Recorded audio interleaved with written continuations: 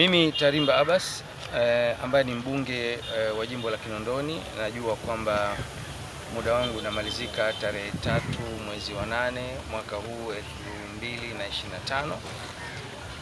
Majuzi tarehe 28 nilikuja katika ofisi yetu ya CCM hapa wilaya ya Kinondoni kuja kuchukua fomu ili kuomba ridhaa ya chama changu kiniteue niweze kugombea nafasi hii kwa mara nyingine kwa kipindi cha mwaka 2025 hadi mwaka 2030.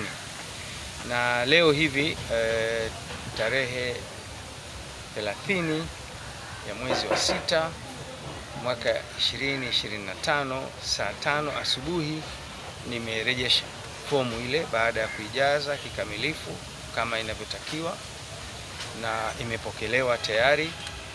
Na katika hatua hii sasa ni kukiacha chama kiweze kuendelea na taratibu zinazofuata, huku nikiamini kwamba kwa kuwa nimefanya kazi iliyotukuka, naweza nikasema, naamini chama changu kitaniona na kunipa tena ridhaa ili niweze kuwatumikia tena wana Kinondoni katika kipindi na muhula mwingine unaoanza mwaka huu 2025.